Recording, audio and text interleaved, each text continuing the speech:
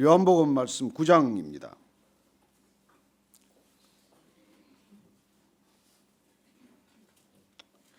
24절로 41절까지 말씀 한 목소리로 읽겠습니다. 시작. 이에 그들이 맹인이었던 사람을 두 번째 불러 이르되 너는 하나님께 영광을 돌리라. 우리는 이 사람이 죄인인 줄 아노라. 대답하되 그가 죄인인지 내가 알지 못하나 한 가지 아는 것은 내가 맹인으로 있다가 지금 보는 그것이니이다. 그들이 이르되 그 사람이 내게 무엇을 하였느냐? 어떻게 내 눈을 뜨게 하였느냐? 대답하되 내가 이미 일렀어도 듣지 아니하고 어찌하여 다시 듣고자 하나이까? 당신들도 그의 제자가 되려 하나이까? 그들이 욕하여 이르되 너는 그의 제자이나 우리는 모세의 제자라. 하나님이 모세에게는 말씀하신 줄을 우리가 알거니와 이 사람은 어디서 왔는지 알지 못하노라. 그 사람이 대답하여 이르되 이상하다. 이 사람이 내 눈을 뜨게 하였으되 당신들은 그가 어디서 왔는지 알지 못하는도다. 하나님이 죄인의 말을 듣지 아니하시고 경건하여 그의 뜻대로 행하는 자의 말은 들으시는 줄을 우리가 아나이다. 창세 이후로 맹인으로 난 자의 눈을 뜨게 하였다 함을 듣지 못하였으니 이 사람이 하나님께로부터 오지 아니하였으면 아무 일도 할 수 없으리이다. 그들이 대답하여 이르되 내가 온전히 죄 가운데서 나서 우리를 가르치느냐 하고 이에 쫓아내어 보내니라. 예수께서 그들이 그 사람을 쫓아냈다 하는 말을 들으셨더니 그를 만나사 이르시되 내가 인자를 믿느냐? 대답하여 이르되 주여 그가 누구시오니까 내가 믿고자 하나이다. 예수께서 이르시되 내가 그를 보았거니와 지금 너와 말하는 자가 그이니라. 이르되 주여 내가 믿나이다 하고 절하는지라. 예수께서 이르시되 내가 심판하러 이 세상에 왔으니 보지 못하는 자들은 보게 하고 보는 자들은 맹인이 되게 하려 함이라 하시니 바리새인 중에 예수와 함께 있던 자들이 이 말씀을 듣고 이르되 우리도 맹인인가? 예수께서 이르시되 너희가 맹인이 되었더라면 죄가 없으려니와 본다고 하니 너희 죄가 그대로 있느니라. 아멘. 날 때부터 맹인이었던 자가 눈을 떴습니다. 얼마나 놀라운 일인지 모릅니다. 언젠가요? 제가 정연구 선교사님이라는 분이 계신데 이분이 중앙아시아에 가서 우즈베키스탄인가 키르기스탄인가 가서 정말 침으로 이렇게 눈을 뜨게 했어요. 장님 이렇게 눈 안 보이는 분을 눈을 뜨게 해가지고 기적이 일어나는 밤에 그냥 뭐 수많은 사람이 몰려서 지금도 그 땅에 선교사를 쫓아내는데 이분이 들어가면은 국빈 대접을 받듯이 그렇게 받습니다. 그래 안 믿는 그 악한 땅에서도 그런 기적을 보고는 정말 이분이 누군가 하는 그런 궁금증을 갖게 되는 것이죠. 예수님께서 맹인의 눈을 뜨게 한 이 사건은 이미 말씀드렸지만은 그야말로 단순히 그냥 한 맹인이 보게 되었다는 것이 아니라 성경 말씀에 이사야 말씀에 기록된 대로 메시아가 오게 되면 이런 기적들이 일어날 것이라고 하는 그런 놀라운 기적을 보여주신 것이죠. 오늘 이 맹인이 안식일에 눈을 떴다는 것을 문제 삼는 바리새인들이 그를 2차 신문하게 됩니다. 그를 또다시 불러서 신문하기 시작하는 것이죠. 왜 한 번 불렀는데 또 부르겠습니까? 자기들이 짜여진 각본대로 움직이지 않기 때문에 이를 부르는 것이에요. 요새 그 무슨 펀치라는 드라마인가 있던데 저는 어쩌다가 한번 이렇게 보게 됐는데 우연히 정말 안에서 일어나는 권력기관 내부에서 일어나는 일은 우리가 생각하는 것보다 훨씬 참 이렇게 일일이 참 설명할 수 없는 일들이 일어나고 있어요. 어쩌면 사전에 짜여진 각본대로 움직이는 것이죠. 권력이란 그래요. 내 뜻대로 되지 않으면 내 뜻대로 그 모든 걸 끌어가고자 하는 게 권력 의지이고 그런 의미에서 꼭 권력은 정치에만 있는 것은 아닙니다. 사람과 사람 간의 관계에서 내 의지를 그렇게 내세우고자 하는 모든 현상이 있는 그곳이 가정이든 그곳이 병원이든 그곳이 학교든 그곳이 심지어 교회건 그런 권력 현상은 있게 된다는 것입니다. 그 권력 의지를 니체 같은 사람은 아주 중요한 의지로 이렇게 드러내지만 실은 그 권력 의지란 죄성이에요. 죄성. 원죄란 무엇이냐면 자기를 주장하고자 하는 의지예요. 의지. 자기를 주장하고 자기를 드러내고 자기를 관철하고자 하는 이 의지 때문에 사람들은 끊임없이 부딪히는 것이죠. 근데 그 의지가 어디서 비롯됐냐면 그게 판단하는 일에서 됐단 말이에요. 그게 옳고 그름을 판단하는 일에서 내가 옳고 그가 그르다고 하는 기준을 가지고 그를 내가 옳은 기준으로 끌고 가겠다는 게 그게 권력 의지란 말이죠. 그걸 하나님께서는 원죄라고 말씀하시는 것입니다. 무슨 살인했다, 무슨 간음했다, 무슨 거짓말했다 이런 건 그런 권력 의지에서 비롯된 나를 드러내고자 하고 나를 주장하는 의지에서 비롯된 파생되는 그냥 죄의 현상일 뿐이에요. 죄의 뿌리는 무엇입니까? 이 사람들은 이미 예수님이 틀렸다. 그는 이단이다. 이단의 괴수다. 세상을 소란케 한다. 이런 그런 인식과 그런 생각의 틀에 갇혀 있기 때문에 그 각본에 맞추는 작업을 하는데 이 맹인이 잘 안 들어오는 거예요. 그러니 그를 또 다시 불러서 신문을 하기 시작을 합니다. 그랬더니 와서 두 번째 불러서 하는 말이래. 너는 하나님께 영광을 돌리라. 말은 좋죠. 예, 하나님께 제대로 영광을 돌릴 줄 모르는 사람들이 이런 요구를 하는 것입니다. 근데 대답을 하는데 이 죄인이 너무 참 이렇게 분명한 대답을 해요. 25절 말씀 한번 같이 읽습니다. 시작. 예, 대답하되 그가 죄인인지 내가 알지 못하나 한 가지 아는 것은 내가 맹인으로 있다가 지금 보는 그것이니이다. 대답이 아주 시원해요. 왜냐하면 그가 아는 것과 모르는 것을 분명하게 구별할 수 있기 때문에. 아는 것과 모르는 게 분명치 않으면 말이 불분명해요. 근데 그는 내가 죄인인지 아닌지 난 모른다. 그러나 분명한 게 있지 않냐. 내가 지금 본다는 사실을 내가 못 보다가 보게 되었다는 사실을 그건 내가 아는 사실이다 이거죠. 말 잘하죠? 근데 어떻게 했냐? 그들이 내한테 무엇을 했느냐? 어떻게 눈을 뜨게 했느냐? 근데 이미 내가 말하지 않았느냐? 그 사람이 진흙을 이겨서 내 눈에 발라서 실로암에 가서 씻으라고 해서 씻었더니 내가 보게 되었다. 이미 말했는데 왜 똑같은 질문을 그렇게 하고 있냐? 응? 그러고는 27절 한번 더 읽으십시다. 시작. 시원한 대답이니까. 시작. 대답하되 내가 이미 일러서도 듣지 아니하고 어찌하여 다시 듣고자 하나이까? 당신들도 그의 제자가 되려 하나이까? 이게 참 너무 재밌죠? 듣고 있으면 참 이게 후련한 얘기 아닙니까? 뭐를 자꾸 묻냐? 너 예수님 알아서 뭐 그 사람 제자 되고 싶으냐? 그랬더니 이제 본색을 드러냅니다. 28절 보면 그들이 욕하여 이르되 욕이 드디어 나왔습니다. 욕하지 마십시오. 욕 왜 합니까? 내 각본대로 안 되기 때문에 욕하는 것이죠. 내 성질대로 안 되면 욕하는 거 아닙니까? 욕이 뭐 별내 뭐 다른 동기로 욕합니까? 사람들 왜 비난하고 비판하고 욕하고 그렇게 사람 얘기가 많습니까? 내 뜻대로 장악이 안 된다는 거예요. 여러분 사람 장악하려고 하지 마십시오. 사람 컨트롤 하려고 하지 마십시오. 사람은 내 사람이 없습니다. 사람은 다 하나님의 사람입니다. 그걸 내 뜻대로 좌지우지 하려다가 그렇게 인생 시간 다 보내는 것이죠. 하나님께서 에덴 동산에서 그거 하나 하지 말라고 그런 것입니다. 딴 건 다 해도 좋다. 근데 내가 사람을 보고 옳고 그러니 판단하지 말고 그 사람 내 의지대로 끌고 가려고 하지 말아라. 그게 하나님께서 이 땅에 주신 하나의 금기사항인데 그것만 하려는 사람들이 있습니다. 그래서 이렇게 막 그냥 또 불러가지고 욕을 대는 것이죠. 그래서 이 사람이 정말 답답하니까 계속 얘기해 줍니다. 이상하다. 이 사람이 내 눈을 뜨게 하였을 때 당신들은 그가 어디서 왔는지 알지 못하는도다. 계속 그는 내가 아는 것과 내가 모르는 것, 당신들이 알아야 할 것과 당신들이 모르고 있는 것을 그걸 아주 대비시키는 것이죠. 여러분 날 때부터 맹인이 뭘 배웠겠습니까? 뭘 알겠습니까?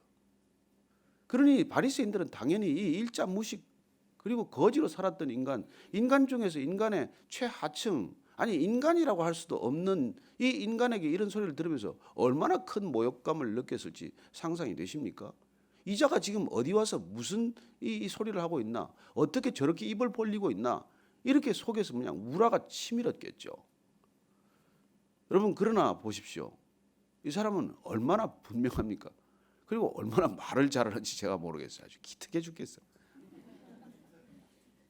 제가 참 예수 믿고 나서 회개한 것 중에 하나가 전 말을 잘하는 줄 알았어요. 근데 나중에 결국 살다 보니까 말 잘하는 게 딱 간단해요. 예, 아닙니다. 감사합니다. 죄송합니다. 요거 네 마디만 잘하면 돼. 딴 얘기 잘해야 아무 소용없어요. yes, no가 분명해야 되는데 그걸 제가 잘 못하면서 아무리 무슨 다른 말을 잘해봐야 아무 소용이 없더라고요. 제가 말 안 해도 될 걸 괜히 말해서 오해가 얼마나 생겼는지 모릅니다. 그리고 이게 뭐 아는 거 모르는 게 분명히 갈라지면 내 인생이 그렇게 복잡지 않아요. 근데 아는 것도 제대로 아는 게 아니고 모르는 것도 제대로 모른다는 걸 모르니 인생이 꼬이고 힘들고 자꾸 복잡한 것이죠. 그리고 그렇게 복잡한 사람이 하나 들어오면 주위가 다 복잡해집니다. 여러분 그냥 심플하게 사십시오. 단순하고 명료하게 사십시오. 그러면 주위도 아주 맑아지고 깨끗해지고 정리가 돼요. 근데 복잡한 사람이 하나 들어오면 그냥 다 얽히기 시작을 하는 것이죠. 이 맹인이 아주 그냥 아주 상황을 아주 클리어하게 정리하는 그런 모습을 보게 됩니다. 그래서 당신은 지금 그 사람은 자꾸 누군지 잘 모르고 그러는 모양인데 창세 이후로 맹인으로 난 자의 눈을 뜨게 하였다 함을 듣지 못하였으니 이 사람이 하나님께로부터 오지 아니었으면 아무 일도 할 수 없었을 것 아니겠느냐. 그러니 당신은 이 사람이 자꾸 죄인이라고 주장을 하는데 어떻게 죄인에게 그런 능력을 줘서 창세부터 그런 일이 없었는데 날 때부터 맹인 된 자의 눈을 뜨게 하겠느냐. 그러니 그분은 분명 하나님으로부터 온 자가 아니냐. 그랬더니 거기까지 가니까 자 34절 말씀입니다. 시작. 그들이 대답하여 이르되 내가 온전히 죄 가운데서 나서 우리를 가르치느냐 하고 이에 쫓아내어 보내니라. 왜? 맹인은 가르치면 안 됩니까? 여러분 누가 가르치더라도 겸손하게 받으시기를 바랍니다. 우리는 누구한테도 배울 수 있습니다.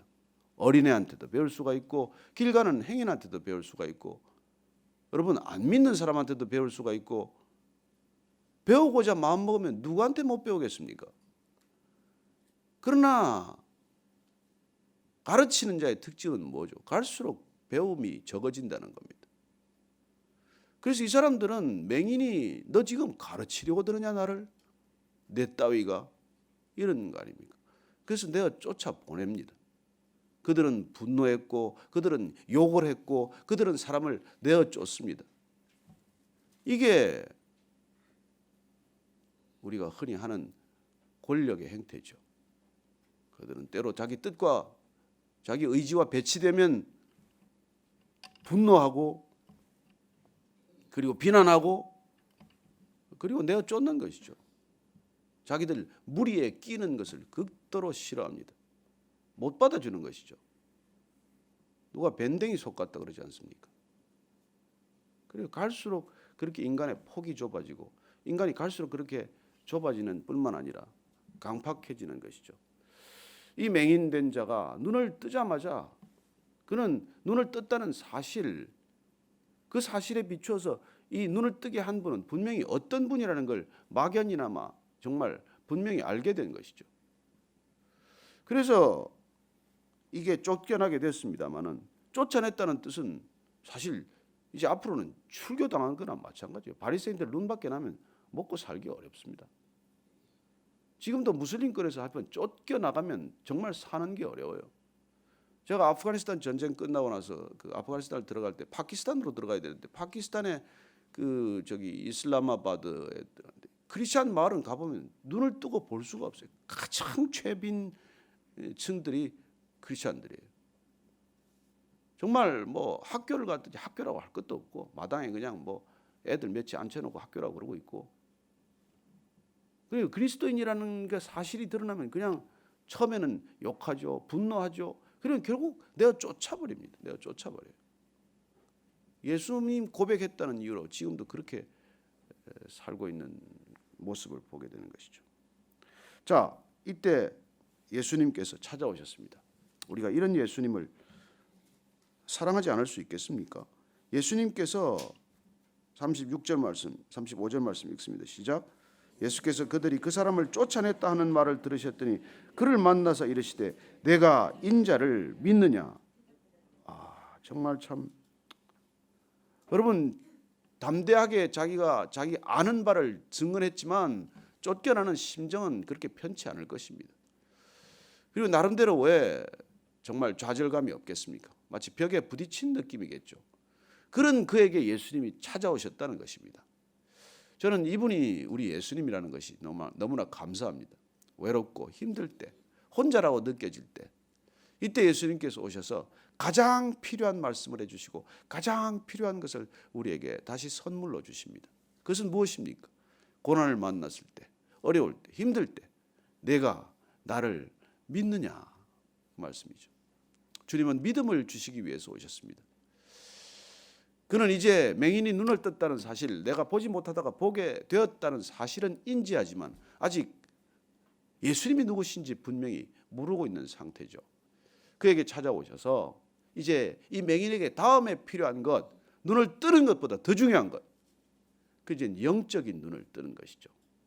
예수님께서는 우리의 눈의 비늘을 벗겨주고 나신 다음에 우리의 영적인 눈을 열어 이 세상이 보지 못하는 것을 보게 하십니다. 그 영적인 눈을 열어주는 것이 무엇입니까? 믿음이라고 하는 다음 단계죠. 그래서 이 맹인이 대답합니다. 호칭이 달라졌죠. 주여, 그가 누구십니까? 내가 믿고자 하나이다. 여기서 인자라고 하는 표현은 여러분들이 잘 아시다시피 또 이스라엘 백성들은 인자라고 하면은 그 인자가 무엇을 의미하는지 또 어떤 표현인지를 다 알고 있는 표현입니다.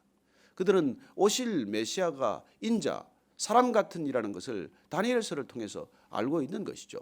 다니엘서 말씀 한번 우리가 오늘 찾아서 읽어보겠습니다. 다니엘서 7장 말씀 13장 14절 제가 읽어드리겠습니다. 다니엘서 7장 13절 14절. 내가 또 밤 환상 중에 보니 인자 같은 이가 하늘 구름을 타고 와서 옛적부터 항상 계신 이에게 나가 그 앞으로 인도되매 그에게 권세와 영광과 나라를 주고 모든 백성과 나라들과 다른 언어를 말하는 모든 자들이 그를 섬기게 하였으니 그의 권세는 소멸되지 아니하는 영원한 권세요 그의 나라는 멸망하지 아니할 것이니라. 앞으로 오실 메시아는 인자 같은 이가 구름을 타고 온다는 것입니다. 이것 때문에 그들은 인자라고 하는 표현을 들으면 메시아라고 하는 것을 금방 아는 것이죠. 물론 주님께서는 그 말씀을 지금 하고 계십니다. 내가 인자, 메시아, 오실 메시아를 믿느냐는 것입니다. 누구십니까? 제가 믿겠습니다. 37절 말씀입니다. 예수님께서 말씀해 주십니다. 시작. 예수께서 이르시되 내가 그를 보았거니와 지금 너와 말하는 자가 그이니라. 예수님께서 이 맹인에게는 다시 보게 된 사람에게 분명하게 말씀해 주십니다. 그 인자, 그 메시아, 내가 보고 있는 내가 바로 그 메시아다 이 말씀을 해주시는 것이죠. 저는 이렇게 분명하게 말씀해 줄 수 있는 그런 성도가 되기를 바랍니다. 우리가 혼란스러우면 그렇게 예수님께서 말씀해 주시지 않습니다. 분명한 사람에게 분명하게 말씀해 주시는 것이죠. 태도가 분명하고 믿음이 분명하고 내가 인자를 믿느냐 그렇게 했을 때 내가 누군지는 모르지만 있다면 내가 분명히 믿겠습니다 하는 믿음을 결단하는 태도를 보시고 분명히 말씀해 주시는 것이죠. 그랬더니 38절 이르되 주여 내가 믿나이다 하고 절하는지라. 여기 절하다라는 것은 예배드린다는 단어예요. 그는 경배를 드린 것입니다. 그는 즉시 그분이 메시아임을 믿고 경배를 드린 것이죠. 수가성의 사마리아 여인과 마찬가지입니다. 그 여인은 한 사람으로 예수를 만났습니다. 선지자로 알게 되었습니다. 그리고 끝내 그는 메시아임을 그걸 믿게 되고 그리고 메시아임을 믿게 된 그 사마리아 여인은 증인이 바로 된 것이죠.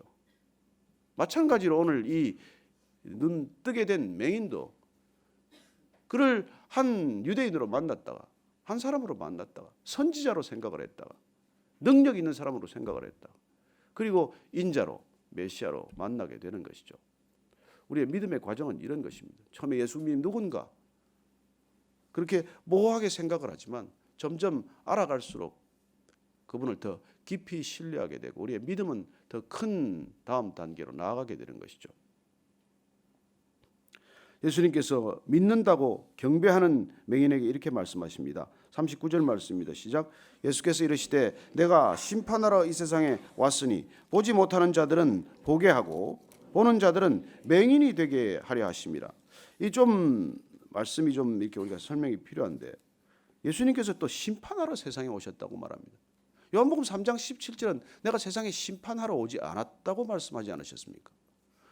3장 17절 말씀 보면 하나님이 그 아들을 세상에 보내신 것은 세상을 심판하러 하심이 아니요 그로 말미암아 세상이 구원을 받게 하려 하십니다. 그렇게 말씀하신 주님께서 왜 오늘 또 심판하러 왔다고 말씀하십니까? 근데 사실 우리가 심판이라고 이 번역된 단어는 참 조심스러운 단어예요. 심판하다고 쓴 이 3장 17절 단어 크리노라는 단어는 사실은 이게 평가하다, 분별하다, 판단하다, 그리고 비판하다 이런 뜻으로 쓰이는 단어예요. 그리고 예수님께서 이때 3장 17절에 쓰신 말씀은 내가 이 세상을 그렇게 분별하고 예수님께서 하나님께서 에덴 동산에서 너희들이 선악을 분별하지 말아라고 말씀하셨듯이 그렇게 내가 선과 악을 확연히 분별하러 그렇게 판단하려 그렇게 정죄하려 오지 않았다는 것입니다. 내 1차적인 목적은 구원하러 왔다는 것이 1차적인 목적이라는 것을 말씀하시기 위해서 강조한 표현이에요. 근데 오늘 여기 지금 세상에 심판하러 왔다는 것은 크리노라는 동사에서 파생된 크리마라고 하는 명사입니다. 그는 분명한 판단이고 선고고 결정입니다. 예수님께서 그 표현을 지금 번갈아 쓰시는 것이죠. 그래서 사실은 조금 더 깊은 이해가 필요한 그런 단어입니다. 내가 심판하러 이 세상에 왔으니 그 심판과 그 선고와 이 결정은 어떤 결정이냐면 내가 본다고 하면 보지 못하게 된다는 그런 선고를 말씀하고 계신 것이죠. 그래서 오늘 지금 선고하고 계신 것입니다. 보지 못하는 자들은 보게 하고 보는 자들은 맹인이 되게 하려 함이라. 그래요. 예수님께서 오늘 이 말씀을 하시는 까닭은 맹인을 지금 앞에 두고 그 말씀을 하시는 것이죠. 너는 보지 못한다고 분명한 걸 인식했기 때문에 보게 되는데 이르렀지만 지금 본다고 하는 사람들은 오히려 그 본다고 하는 착각 때문에 그들은 죄 가운데서 죽게 될 것이라고 말씀하시는 것이죠. 그래서 41절 말씀 그 우리가 맹인인가 하고 달려드는 바리새인들에게 말씀해 주십니다. 41절 읽고 마치죠. 시작. 예수께서 이르시되 너희가 맹인이 되었더라면 죄가 없으려니와 본다고 하니 너희 죄가 그대로 있느니라.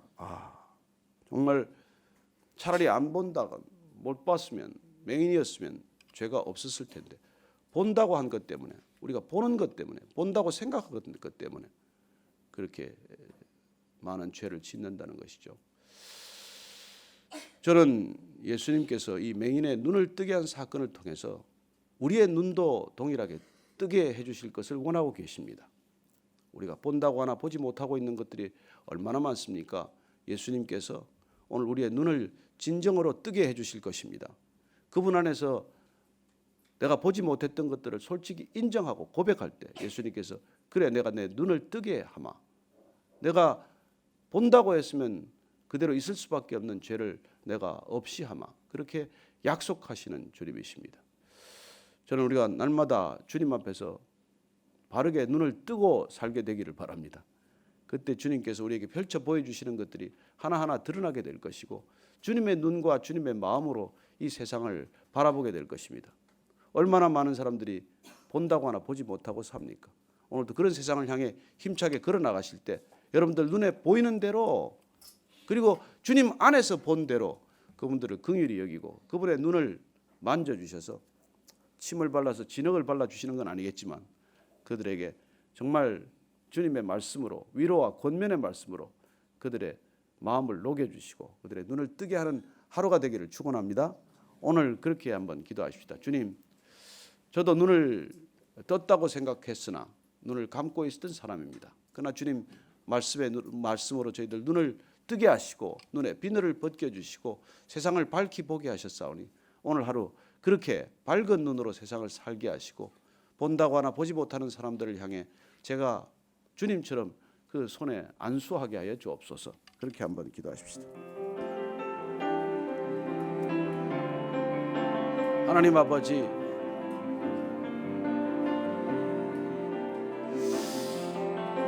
주님 들어주시옵소서. 주님 함께하여 주시옵소서. 하나님 함께하여 주시옵소서. 주님 붙들어 주시옵소서. 그렇습니다. 수많은 사람들이 본다고 하나 보지 못합니다. 암울한 세상, 흑암과 같은 세상, 캄캄한 세상 살아가면서 주님 고통받고 신음받고 있습니다. 하나님, 북녘 땅이 그렇습니다. 무슬림 땅이 그렇고 힌두권이 그렇고 불교권이 그렇고서는 온 땅 가운데 어둠이 만연하고 있는 땅에 주님, 저들의 눈을 뜨게 하여 주옵소서. 하나님, 손을 내밀어 저들의 눈을 뜨게 하여 주옵소서. 뜨게 하여 주시옵소서. 하루도 주님 먼저 우리의 눈을 뜨게 하셨사오니, 우리를 빛 가운데로 걸어가게 하셨사오니, 어둠 속에 있는 자들을 향하여 손을 내밀게 하시고, 암흑 천지로 변한 이 세상 가운데 주님 빛으로 다시 오셔서 저들의 눈을 뜨게 하여 주옵소서. 본다고 하나 보지 못하는 자들을 향해 긍휼히 여겨주시고 저들의 눈을 뜨게 하여 주옵소서. 하나님 아버지, 여전히 이 세상은 암흑입니다. 본다고 하나 보지 못하는 세상입니다. 북녘 땅이 그렇고 중동 땅이 그렇고 아프리카가 그렇고 중남미가 그렇습니다. 주님, 수많은 사람들이 본다고 하나 보지 못하는 이 세상 가운데 오셔서 맹인의 눈을 뜨게 하셨듯 저희들의 눈을 뜨게 하셨사오니 저희들 빛 가운데 걸어가게 하셔서 감사합니다. 그러나 빛 되신 주님께서 우리를 빛 가운데로 인도하시고 이 세상에 빛 되라고 하셨사오니, 오늘 이 맹인처럼 암흑과 같은 세상을 향해 나아가면서 저희들 가는 곳마다 빛이 임하게 하여 주옵소서. 십자가에서 빛이 되신 우리 구주 예수 그리스도의 은혜와 빛 가운데 걸어갈 때 결국 영원한 빛의 나라로 걸어가게 하시고 맞아주시는 하나님 아버지의 놀라우신 사랑과 날마다 어둠이 아니라 빛 가운데로 걸어가도록 우리를 인도하시는 성령님의 기름 부으심이 이 아침에 본다고 하나 보지 못하는 세상을 향하여 너희들이 죄 가운데 그냥 있으리라 그렇게 말씀하시는 세상을 향해서 저희들이 주님의 심장과 주님의 마음과 주님의 눈으로 나아가기를 결단하는 이 자리에 고개 숙인 모든 빛의 사람들 위해 지금부터 영원까지 함께 하시기를 축원하옵나이다.